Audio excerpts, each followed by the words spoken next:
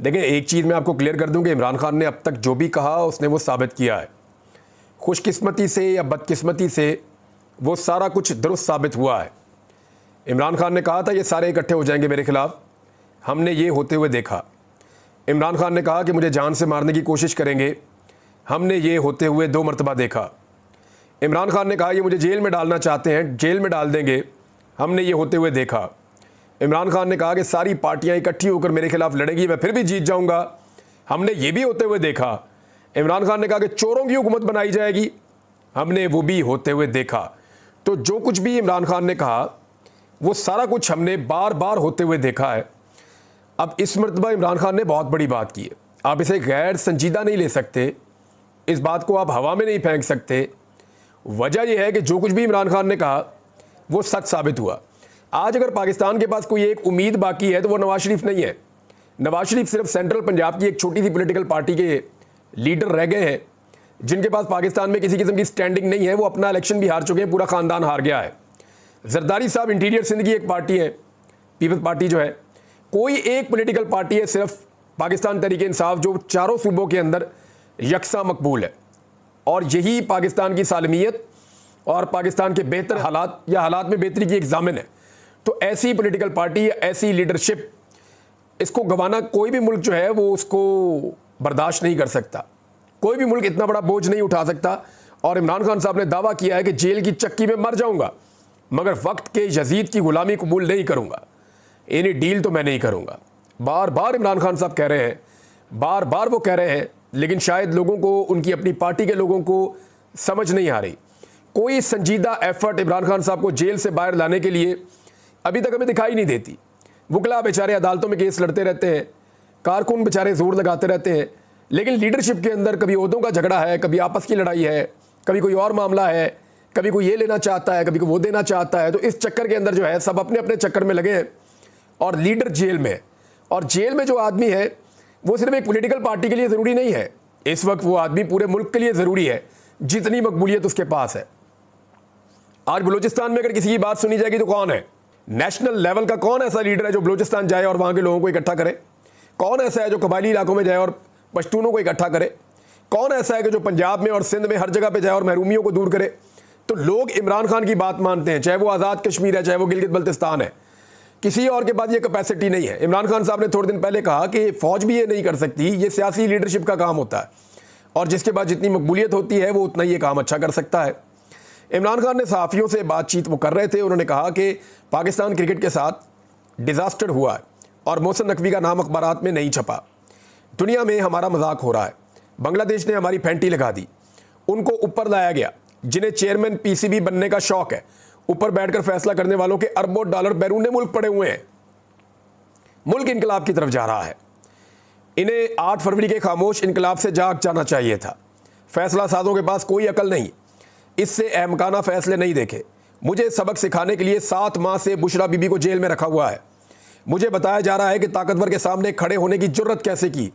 ये मुझे बता रहे हैं कि साइफर के सामने क्यों खड़े हुए। मैं वादे कर दूं जेल की चक्की में मर जाऊंगा मगर वक्त के यजीद की गुलामी कबूल नहीं करूंगा। अगर केपी में पीटीआई ना होती तो वहां भी बलूचिस्तान जितना क्राइसिस हो जाता। इमरान खान ने कहा कि ऐसा जुल्म कभी नहीं देखा जो आज हो रहा है। बलूचिस्तान में क्राइसिस बढ़ता जा रहा है। अगर केपी में पाकिस्तान तहरीक इंसाफ ना होती तो वहां भी इतना ही बड़ा क्राइसिस हो जाता। इसका हल डंडों और बंदूकों में नहीं है, हल ये है कि इनके मुंतखब लोगों को आगे आने दिया जाए। बलूचिस्तान में लोकल बॉडी इलेक्शन करवाए जाएं। बलूचिस्तान में पुतले बिठाने से मसाइल बढ़ गए हैं, हालात हाथ से निकल रहे हैं। अख्तर मैंगल बिल्कुल दुरुस्त कह रहा है, ये बहुत ख़तरनाक हो रहा है। इसका हल ये है कि वहाँ पे लोकल बॉडीज़ के इलेक्शन करवाए जाएं। ऊपर वालों का पैसा नीचे ही नहीं जाता, वहाँ गुर्बत है। NFC अवार्ड में बलूचिस्तान को जो रकम मिलती है वो नीचे लोगों तक पहुँचती नहीं। मुल्क भर में असली लोकल बॉडी इलेक्शन की ज़रूरत है। TTP हमारी वजह से है तो फिर BLA बलूचिस्तान में किसकी वजह से है? ये इमरान खान साहब ने सवाल उठाया। उन्होंने कहा इस वक्त मुल्क में डायलॉग की ज़रूरत है।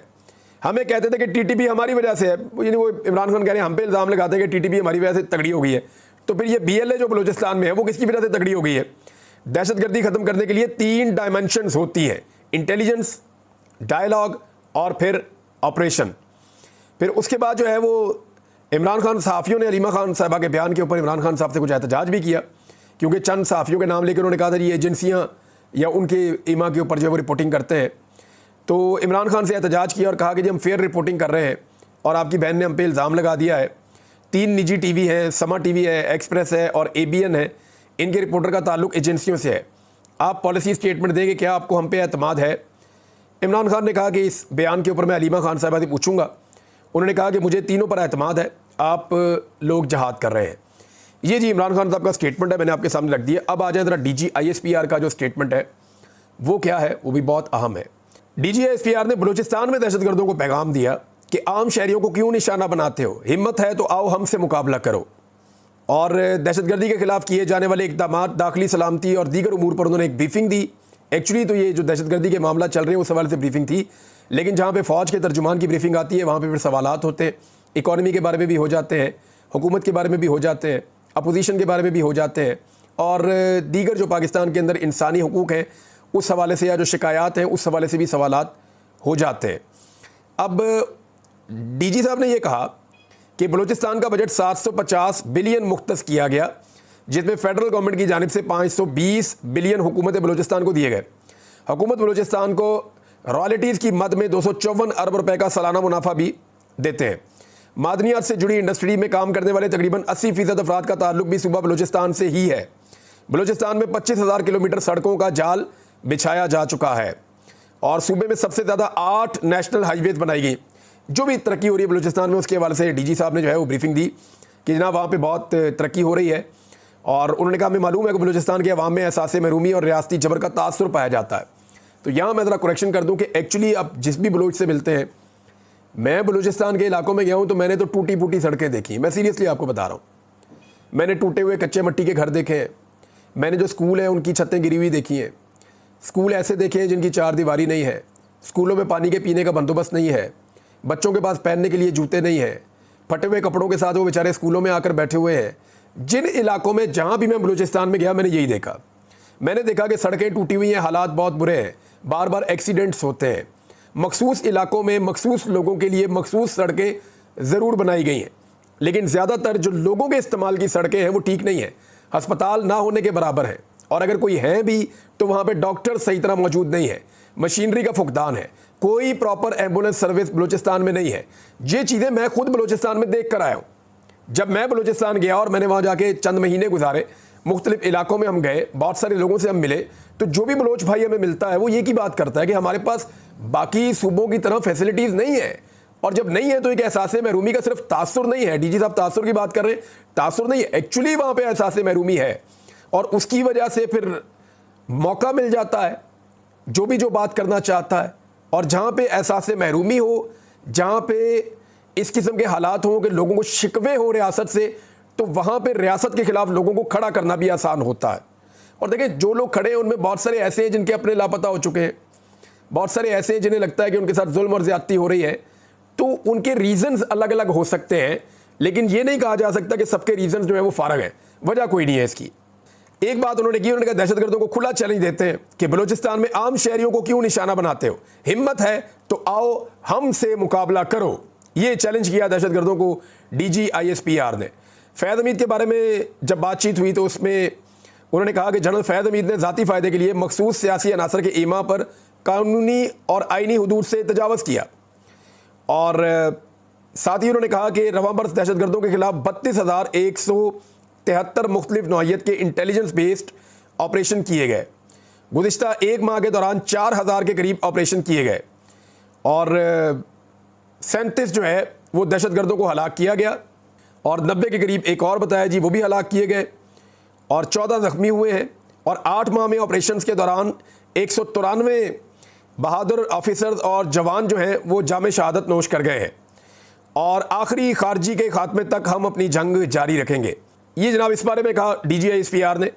और इमरान खान के खिलाफ आर्मी एक्ट के तहत कार्रवाई से मुताल्लिक सवाल किया गया तो DG ISPR ने कहा कि पाक फ़ौज खुद एहतसाबी के अमल पर यकीन रखती है। पाक फ़ौज का खुद एहतसाबी का अमल इल्ज़ामात के बजाय ठोस सबूतों की बुनियाद पर होता है और फैज़ हमीद के खिलाफ टॉप सिटी के इल्ज़ामात पर एहतसाब किया जा रहा है। ठोस शाहिद की बिना पर फैज़ हमीद के खिलाफ आर्मी एक्ट के तहत कार्रवाई अमल में लाई जा रही है। फैज़ हमीद के खिलाफ फील्ड जनरल कोर्ट मार्शल का आगाज़ किया जा चुका है। इमरान खान को मिलिट्री कोर्ट में ले जाएंगे या मिलिट्री कस्टडी में होंगे, तो इस हवाले से सवाल के जवाब में उन्होंने कहा कि फौजी कानून के मुताबिक कोई भी शख्स किसी फ़र्द को या अफराद को जो आर्मी एक्ट के ताबे हो उनके अपने ज़ाती या सियासी मकासद के लिए इस्तेमाल करे और इसके सबूत और शवाहिद मौजूद हों तो कानून अपना रास्ता खुद बनाएगा। यानी कोई क्लियर स्टेटमेंट नहीं है। जो मैंने आपको बार बार कहा कि पाक फ़ौज के लिए बड़ा मुश्किल है कि वो इतने बड़े मकबूल अवामी लीडर को मिलिट्री ट्रायल के अंदर ले जाएं, और वो आलमी सतह का मकबूल आदमी है, तो ये बड़ा मुश्किल हो जाएगा कि इमरान खान को उठाया जाए, उठा के मिलिट्री कस्टडी में ले लें और मिलिट्री कोर्ट के अंदर उसका ट्रायल किया जाए, तो पूरी दुनिया में पाकिस्तान का मजाक बनेगा। क्योंकि दुनिया भर के जो कानून नाफिज करने वाले लोग हैं या कानून को जानने वाले लोग हैं या कानून साज हैं, वो सब ये कहते हैं कि military courts are not courts, यानी फौजी अदालतें कोई अदालतें नहीं होती, वो ये कहते हैं। लेकिन क्योंकि चंद सूरतों में होती भी हैं और फ़ौज के इंटरनल मामलात भी होते हैं। बहरहाल ये उन्होंने एक स्टेटमेंट दिया, लेकिन यहाँ से कहीं साबित नहीं हो रहा कि फ़िलहाल कोई फ़ौज का इरादा है कि इमरान खान साहब को उठाया जाए और उठा के मिलिट्री कोर्ट के अंदर ट्रायल किया जाए। अभी तक तो ये इस स्टेटमेंट से तो मुझे जो समझ आ रही है वो ये आ रही है। फिर एक और बात उन्होंने की DGI SPR ने कि पाक फ़ौज ना किसी जमात की मुखालिफ है, ना इसका कोई सियासी एजेंडा है। अगर फ़ौज में कोई अपने ज़ाती फ़ायदे के लिए किसी मखसूस सियासी एजेंडे को परवान चढ़ाता है तो ख़ुद एहतसाबी का निज़ाम हरकत में आ जाता है।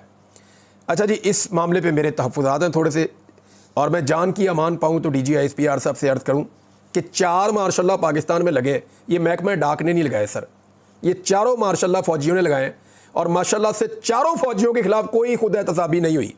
ना जनरल मुशर्रफ के ख़िलाफ़ कुछ हुआ, ना जनरल ज़िया के ख़िलाफ़ कुछ हुआ, ना जनरल अयूब के ख़िलाफ़ कुछ हुआ, ना जनरल याया के ख़िलाफ़ कुछ हुआ। चारों जर्नलों के ख़िलाफ़ कुछ नहीं हुआ। पाकिस्तान में इस वक्त कोई एक सियासी जमात या कोई एक सियासी लीडर बड़ा ऐसा नहीं है जिसने किसी न किसी वक्त पे फ़ौज के ऊपर सियासत में मुदाखलत का इल्ज़ाम ना लगाया हो। पाकिस्तान के तमाम सहाफ़ी, चाहे एक दौर है चाहे दूसरा दौर है, गुज़िश्ता 10 से 15 साल की अगर आप उनकी तारीख उठाकर देखें तो तमाम सहाफ़ी ये बात कह चुके हैं कभी ना कभी कि फ़ौज का सियासत के अंदर किरदार है। पाकिस्तान के तमाम वकला से आप पूछ लें, कुछ आज कहते हैं, कुछ कल कहते हैं, कुछ परसों कहते हैं, लेकिन सब ये बात मानते हैं कि फ़ौज का सियासत में किरदार हमेशा से रहा है। और इंटरेस्टिंग बात यह है कि हर दौर में फ़ौज के कोई भी तर्जुमान हो, उनकी तरफ से यही स्टेटमेंट आया कि फ़ौज का सियासत से कोई ताल्लुक नहीं है। यानी अच्छी तरह मुझे याद है कि जनरल अशफाक परवेज़ कियानी साहब जब आर्मी चीफ थे तो बार बार कहा जाता था कि जी सवाल ही पैदा नहीं होता, कोई एक्सटेंशन नहीं, लेकिन फिर हमने देखा उन्होंने एक्सटेंशन ले ली। फिर जनरल राहील शरीफ साहब जब आर्मी चीफ थे तो ISPR बार बार कहती थी कोई एक्सटेंशन नहीं, सारे कहते थे, हर कोई कहता था एक्सटेंशन लेनी नहीं इन्होंने। बाद में पता चला वो तो धमकियां दे रहे थे कि मार्शल लॉ लगा देंगे, ये कर देंगे, वो कर देंगे, वो भी एक्सटेंशन चाह रहे थे। इरफान सिद्दीकी साहब, सारे, नवाज शरीफ सब गवाही दे रहे हैं। फिर जनरल बाजवा आ गए, फिर जनरल बाजवा ने इवन मार्शल लॉ लगाने की धमकियां दी। जनरल बाजवा ने बड़ी बड़ी धमकियां दी कि मुझे एक्सटेंशन दो, नहीं तो मैं नहीं छोड़ूंगा। फिर उन्होंने भी एक्सटेंशन ले ली। हालांकि उस वक्त भी DGI SPR ये कह रहे थे कि जनरल बाजवा एक्सटेंशन नहीं लेना चाहते। तो देखिए, इसका एक इंस्टीट्यूशनल मेमोरी होती है ना। तो पाक फ़ौज के तर्जुमान ने माजी में जो बयानात दिए वो बयानात गलत साबित हुए। 3 साल के बाद, 5 साल के बाद वो पता चलता है कि जी अंदर कुछ और चल रहा था, आवाम को कुछ और बताया जा रहा था। सियासत में मुदाखलत की जा रही थी, भरपूर की जा रही थी, लेकिन अवाम को यह दावा किया जा रहा था कि सियासत में मुदाखलत नहीं हो रही। तो अब क्या सियासत में मुदाखलत नहीं हो रही, ये अलग किस्म की चीज़ है। लेकिन एक सवाल मेरे दिमाग में है कि अगर वाकई फ़ौज ने यह फैसला किया है कि उन्होंने सियासत से अपने आप को अलग करना है, तो देर है दुरुस्त है। इससे अच्छी कौन सी बात है? फ़ौज अपने आप को सियासत से अलग करे, जो सियासतदानों का काम है वो उनको करने दे।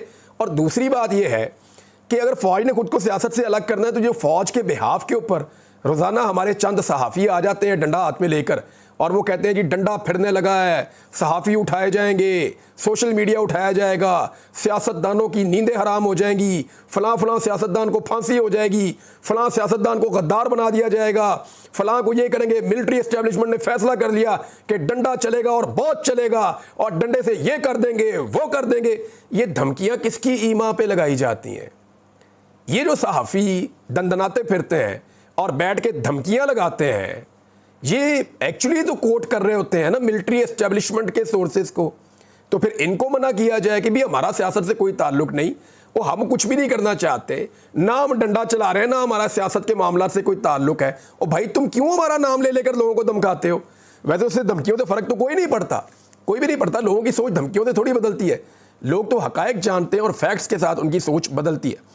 बहरहाल जनरल साहब ने अच्छी बात की कि फ़ौज किसी सियासी जमात की मुखालफत भी नहीं करेगी और हमायत भी नहीं करेगी, तो ये बड़ी अच्छी बात है। लेकिन हमने जो ट्रैक रिकॉर्ड है, अगर इंस्टीट्यूशनल हिस्ट्री हम देखें तो हमेशा फ़ौज ने सियासत में मुदाखलत भी की है और हमेशा फ़ौज ने अपनी पसंदीदा सियासी जमातों को सपोर्ट किया है और जो सियासी जमातें पसंद नहीं हैं उनके खिलाफ कार्रवाइयाँ भी करवाई हैं। ये रिकॉर्ड का हिस्सा है, कोई ढकी छुपी बात नहीं है।